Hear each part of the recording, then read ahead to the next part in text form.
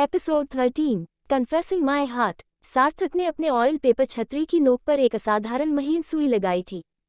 परिष्कृत सुई खोखली थी और इसमें इंपीरियल आर्मी द्वारा विशेष रूप से विकसित एक घातक जहर था। ओडा मसाओ अपने सबसे उत्तेजित अवस्था में था। तब उसने अपने पिंडली के खिलाफ कुछ ठंडा महसूस किया।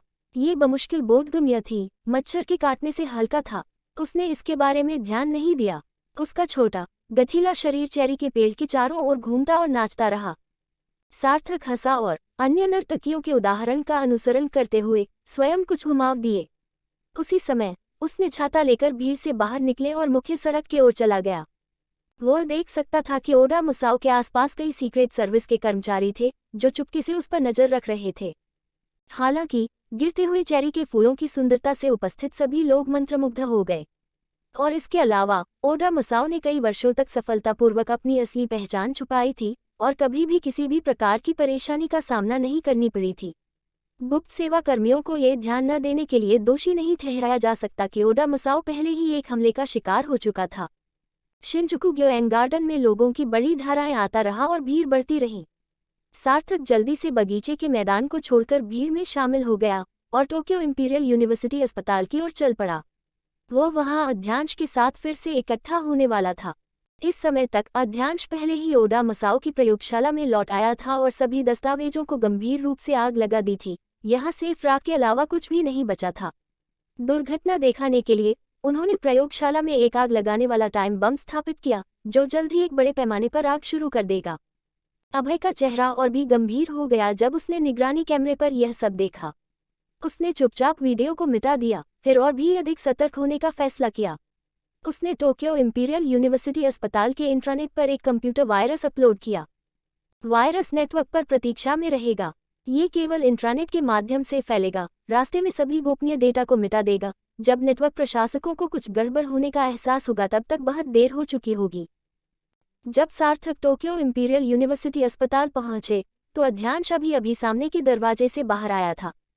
दोनों आदमी मिले लेकिन एक शब्द नहीं बोले। वे एक के बाद एक टैक्सी में सवार हुए और टोक्यो इंटरनेशनल एयरपोर्ट की ओर तेजी से बढ़े। अभय, जो एयरपोर्ट के प्रभारी थे, पहले से ही भारत की एयरलाइन के साथ फोन पर बात कर रहे थे।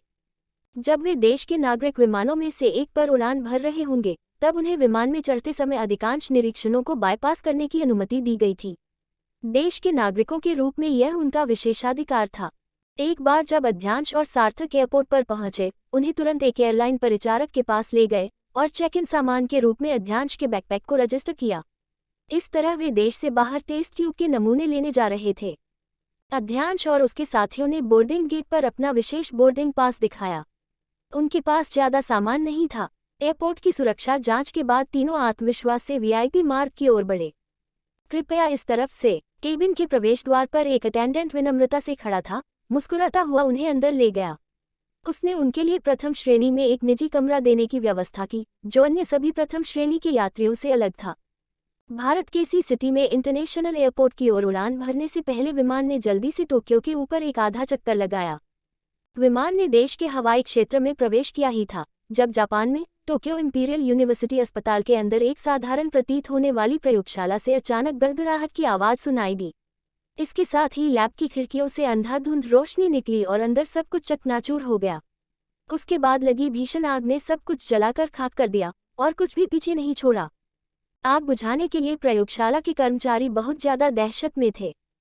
ठीक आधे घंटे पहले उनके गुरु ओडा मसाओ, जापानी कर्नल जिनकी पहचान शीर्षगुप्त थी, को चेरी ब्लॉसम की प्रशंसा करते हुए अचानक दिल का दौरा पड़ा था। अस्पताल ले जाते समय उसकी मौत हो गई। अल्पविराम। अध्यक्ष ने अपनी आंखें बंद कर ली और प्रथम श्रेणी में अपनी शानदार कुर्सी पर बैठ गया।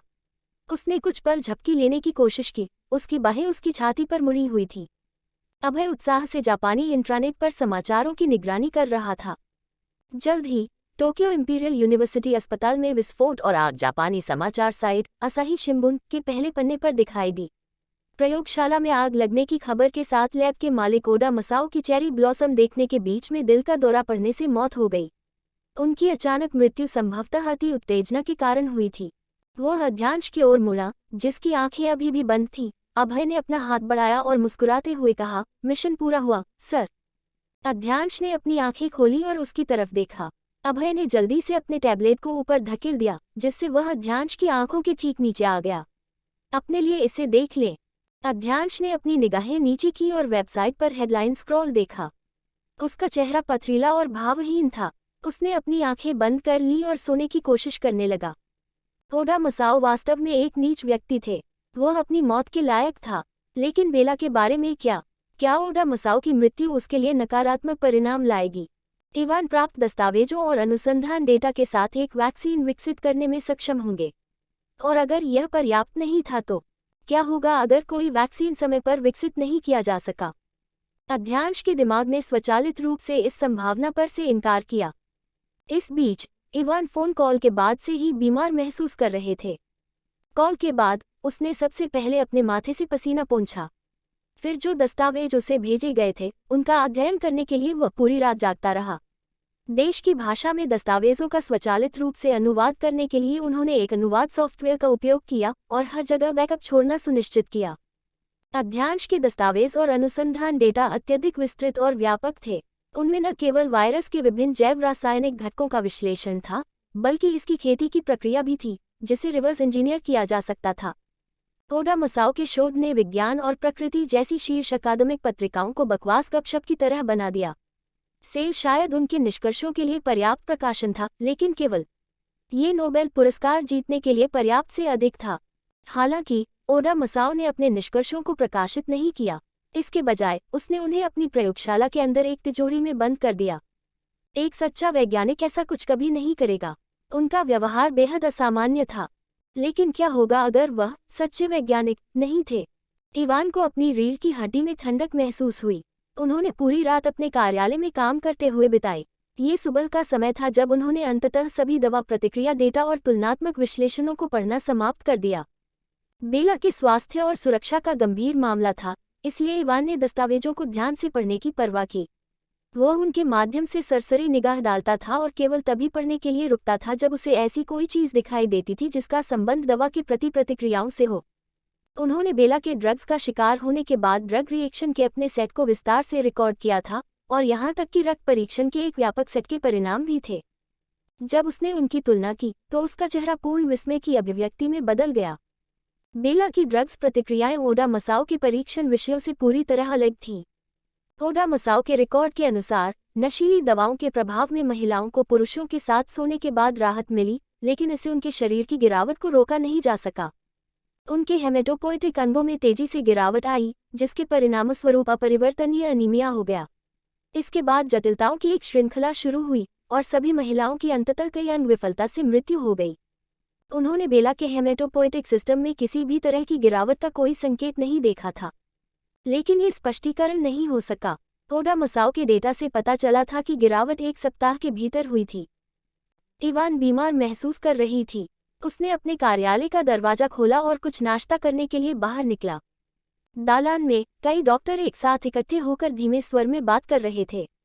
डॉक्टर नताशा ने उसे अपने कार्यालय से बाहर आते देखा और जल्दी से उसे रोक लिया। डॉक्टर इवान, आप उस वैज्ञानिक ओडा मसाओ को जानते हैं जिसकी आपने हमेशा प्रशंसा की है? वह मर चुका है। मायोकार्डियल इन्फ्रक्शन से अचानक मौत। टोक्यो इंपीरियल यूनिवर्सिटी अस्पताल में उनकी प्रयोगशाला में भी आग लग गई थी। सब कुछ खत्म हो गया है, राख में मिल गया है। ओह, वो बदमाश ओडा मसाओ मर गया। रियली? ये सुनकर इवान को सुखद आश्चर्य हुआ। आखिरकार कुछ खुशखबरी। वो जल्दी वहां पहुंचा और अन्य डॉक्टरों के साथ टैबलेट पर समाचार देखने लगा। जब उन्होंने देखा कि किसी ने ओडा मसाओ की प्रयोगशाला में आग लगा दी है, तो इवान तुरंत समझ गए कि यह किसकी करतूत थी। इस पर वह हंसा, फिर उसके फोन की घंटी सुनाई दी। वो ये देखकर बहुत खुश हुआ कि यह अध्यांश की ओर से आने वाली कॉल थी। चलते चलते उसने पूछा, कहाँ हो? मैं एयरपोर्ट पर हूँ, मैं अभी विमान से उतरा हूँ। अध्यांश एक हाथ से अपना बैग उठाए हुए था। क्या आप अभी भी बेला के अपार्टमेंट में हैं? नहीं, मैं कल वापस आया था। बेला को आज स्कूल जाना था, इवान ने हड़बड़ी में समझाया। क्या आप उसे देखना चाहते हैं? अध्यांश ने अपना सिर हिलाया। कोई जरूरत नहीं है, हम बेस पर बात करेंगे। अर्दली प्रकाश सड़क के किनारे खड़ा था। अध्यांश, अभय और सार्थक उठे और कुछ ही समय बाद बेस पर वापस आ गए। इवान अपने कार्यालय में अध्यांश का इंतजार कर रहा था। अध्यांश अंदर आया और प्रवेश करते ही उस पर एक बैकपैक फेंक दिया। देखिए कि क्या यह उपयोगी है। इवान ने बैकपैक खोला और एक पेंसिल केस निकाला। उसने उसे खोला तो उसमें शीशियों का एक बक्सा मिला। फिर उसने उसे खोला और जब उसने तरल पदार्थ से भरी शीशियां देखी तो उसका दिल लगभग उछल पड़ा। बॉस, यह क्या चीज़ है? ओडा मसाओ से प्राकृतिक वायरस कॉपी। देखिए कि क्या आप इसे उसके डेटा के साथ जोड़कर जल्द ही एंटीबॉडी ढूंढ सकते हैं और एक वैक्सीन विकसित कर सकते हैं। अध्यांश इवान को गंभीरता से देख रहा था जिससे वह एक पल के लिए स्तब्ध रह गया। समझ गया, इवान ने सिर हिलाया, फिर अध्यांश को आश्वासन देने से पहले कुछ देर सोचा। बेला के बारे में चिंता मत करो, मैंने उसकी स्थिति पर कड़ी नज़र रखी है। फिलहाल हालत बिगड़ने का कोई संकेत नहीं मिला है। इस समय अभी तो 1 सप्ताह ही हुआ है। इवान की अपने स्वास्थ्य की सकारात्मक समीक्षा के बावजूद भी अध्यांश ने अपनी सतर्कता में कोई कमी नहीं आने दी। क्या आप भविष्य के लिए गारंटी दे सकते हैं? इवान ने अध्यांश पर एक नज़र डाली और यह समझने की कोशिश की कि उसकी अभिव्यक्ति में क्या बदलाव आया था। लेकिन हमेशा की तरह जनरल की वही अलग थलग अभिव्यक्ति थी। ये कहना मुश्किल था कि वह आदमी क्या सोच रहा था। मैं बेला के शरीर की पूरी जांच करना सुनिश्चित करूंगा। पिछली बार मैंने उसे बताया था कि मैंने कामोत्तेजक की एंटीडोट बना ली थी और उसे किसी पुरुष के साथ ऐसा करने की जरूरत नहीं पड़े। इवान ने चुपचाप ही कहा और अध्यांश द्वारा लाई गई वायरस कॉपी वाली टेस्ट ट्यूब को वापस रेफ्रिजरेशन में रख दिया। इसके अलावा बेला ने मुझसे कहा कि मैं आपको उसके कामोत्तेजक से पीड़ित होने के बारे में न बताऊं, इसलिए इसे फिसलने मत दो। अध्यांश ने पहले तो कोई जवाब नहीं दिया, इसके बजाय उसने अपने कोट के अंदर अपना लाइटर उठाया। अंत में स्वीकारोक्ति में अपना सर हिलाने से पहले उसने एक सिगरेट जलाए और गहरी कश ली। इवान वापस अपनी डेस्क पर बैठ गया और कंप्यूटर चालू कर दिया। उसने अध्यांश के लिए 2 तुलनात्मक चित्र खोले। चिंता मत करो बॉस, मैंने पाया है कि बेला की स्थिति दूसरों की तुलना में बहुत बेहतर है, इसलिए शायद यह उतना बुरा नहीं है जितना हमने सोचा था। अध्यांश उसके पास गया और उसके पीछे खड़ा हो गया। उसने नजरें झुकाए और मॉनिटर की तरफ देखा। एक हाथ में सिगरेट थी और दूसरा हाथ उसकी पीठ के पीछे और इवान की बात सुनी। बाईं ओर ओडा मसाओ के निष्कर्षों के डेटा की छवि है। यहाँ देखें, सभी महत्वपूर्ण डेटा सामान्य लोगों के कम से कम आधे हैं। दाईं ओर की डेटा छवि पिछले सप्ताह के बेला के परिणाम है। देखना, वो पहले से ज्यादा स्वस्थ है। सामान्य लोगों के पास भी इतने अच्छे आंकड़े नहीं होते हैं। दूर जाने से पहले अध्यांश की नजरें कुछ देर के लिए मॉनिटर पर टिकी रहीं। वह इवान के सामने सोफे पर दीवार से सटकर बैठ गया। उसकी एक कोहनी सोफे के पीछे लगी हुई थी और उसने हाथ में सुलगती हुई सिगरेट पकड़ रखी थी। कुछ देर सोचने के बाद आखिरकार उन्होंने कहा, जल्दी से वैक्सीन बना लो। मैं 3 दिनों में इसकी जांच करने के लिए वापस आऊंगा। फिर वह उठा और चलने के लिए मुड़ा। 3 दिन, इवान की आवाज उठी। सर, वैक्सीन विकसित करने के लिए निश्चित समय निर्धारित करने का कोई तरीका नहीं है। क्या आपको लगता है कि यह आपके अधीनस्थों के लिए एक सैन्य मिशन है? ये वैज्ञानिक शोध है, वैज्ञानिक अनुसंधान, मैं कहता हूँ। इवान ने अध्यांश की पीछे हटने की ओर देखा और निराशा में लगभग चीख पड़ी। अध्यांश ने इवान की इमारत को छोड़ दिया और समय पर अपने क्वार्टर में लौट आया। तब सार्थक मुख्य फोन को सेट कर रहा था। अध्यांश ने उस पर नजर डाली और सार्थक ने तुरंत सूचना दी। सर, ये बेला है। वो स्कूल हॉस्टल वापस जा रही है और पूछा कि तुम कब वापस आओगे। अध्यांश ने अपना हाथ हिलाया और सिगरेट का बट फेंका। मुझे सैन्य मुख्यालय लौटना है। अभय मेरे साथ आएगा। सार्थक, तुम यहीं रहो। अगर आप पास में हैं तो यह आसान होगा, अगर बेला को आपकी जरूरत है। सार्थक ने जल्दी जल्दी कहा, यस सर, और कार्यालय में अपने स्वयं के डेस्क पर लौट आया। उसने अपने शेड्यूल की जांच करने के लिए कंप्यूटर खोला और अपनी भौहें टेढ़ी कर ली। स्नातकोत्तर एडमिशन के लिए बेला के अंतिम इंटरव्यू के बारे में क्या आप इसे बेला से सुन सकते हैं? अध्यांश ने कहा और बिना पीछे देखे बाहर चला गया। अल्पविराम, सोमवार की सुबह बेला ने अपना बैकपैक और एक छोटा रोलिंग सूटकेस रखा हुआ था।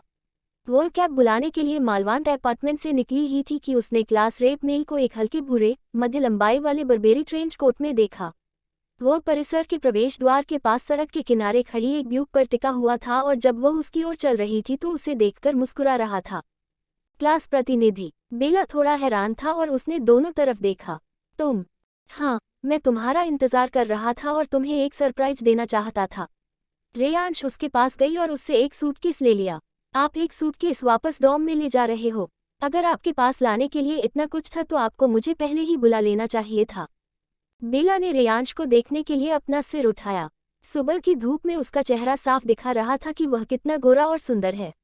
सोने की रिम वाले चश्मे के पीछे उसकी आंखें चमकीली थीं और उसकी आवाज़ कोमल थी, जैसे उसने कहा, तुम मुझे क्यों देख रहे हो? क्या तुमने मुझे अचानक नहीं पहचाना? ऐसा नहीं है। बेला ने जल्दी से अपना सिर हिलाया। क्लास रेप वास्तव में क्लास रेप है। अगर मुझे फिर से आपकी कक्षा में आने का मौका मिलता है तो मैं निश्चित रूप से आपको अपने क्लास रेप के रूप में चुनूंगा। रेयांश जोर से हंसे। बेला, मैं आपको वोट के लिए लेने नहीं आया। उसने अपना हाथ बढ़ाया और बेला के लिए दरवाजा खोल दिया। अंदर आना। बेला के पास कार में बैठने के अलावा कोई चारा नहीं था। वह हंसी। मुझे कक्षा प्रतिनिधि बताओ, फिर तुम्हारा क्या इरादा है? मुझे देखना होगा कि क्या मैं इसे वहन कर सकता हूँ। रेयांश मुस्कुराते हुए कार के पीछे बैठे और कहा, बेला, क्या आप यह नहीं बता सकते कि मैं आपका पीछा कर रहा हूँ? बेला शर्मा गए। कक्षा प्रतिनिधि, आपको इस तरह से कुछ मजाक नहीं करना चाहिए। मैं मजाक नहीं कर रहा हूँ। मैंने आपको 2 साल से पसंद किया है, लेकिन आपने इसे कभी नहीं उठाया। इसलिए मैंने फैसला किया कि अब समय आ गया है कि मैं अपना गुनाह कबूल कर लूं। रेयांश ने गाड़ी चलाने से पहले उस पर आंख मारी और फिर बेला पर नजर डाली। बेला अभी 18 साल का नहीं था, जिससे वह अपनी कक्षा में दूसरों की तुलना में 4 से 5 साल छोटी थी। उसके सभी सहपाठी जानते थे कि वह छोटी थी और इसलिए अधिकांश पुरुष छात्रों ने उसे एक छोटी बहन की तरह अधिक व्यवहार किया और उसकी देखभाल की, लेकिन कभी भी संभावित प्रेमिका के रूप में उसका पीछा नहीं किया। यह एहसास नया और रोमांचक था। उसका गोरा और नाजुक चेहरा लाल होने से खुद को रोक नहीं पा रहा था। उसके गाल पके हुए आड़ू की तरह गोल और आकर्षक थे। क्यों नहीं बोल रहे हो? आप मुझ पर विश्वास नहीं करते? रेयांश हंसी। मैंने कल भी आपके चाचा के सामने कबूल किया था और आप अभी भी मुझ पर विश्वास नहीं करते हैं। बेला ने आखिरकार अपनी आंखें बड़ी और धुंधली कर लीं। क्लास प्रतिनिधि, मुझे वास्तव में एहसास नहीं हुआ था कि तुम मुझे पसंद करते हो। तुम सच में नहीं जानते थे। जब भी किसी बड़ी फर्म में इंटर्नशिप करने का अच्छा अवसर मिलता तो मैं हमेशा सबसे पहले आपको बताता। अगर आप नहीं चाहेंगे तो ही मैं अपनी कक्षा में केवल दूसरों को बताऊंगा। आपको सुबह की दौड़ पसंद नहीं है, इसलिए मैंने इससे बाहर निकलने में आपकी मदद की। आप अध्ययन करने के बाद देर से वापस आएंगे, इसलिए मैं हमेशा सबसे अंत में जाऊंगा ताकि मैं आपकी प्रतीक्षा कर सकूं और वापस जाने से पहले आपको छात्रावास के प्रवेश द्वार पर वापस ले जा सकूं। आप सोना पसंद करते हैं और क्लास से पहले नाश्ता छोड़ देते हैं, इसलिए मैंने ब्रेक के दौरान आपके लिए दूध और शहद के केक खरीदे। बेला, मैं आपको ये बातें इसलिए नहीं बता रहा हूँ ताकि आप मुझे धन्यवाद दे सकें, लेकिन यह इसलिए है क्योंकि हम स्नातक होने वाले हैं।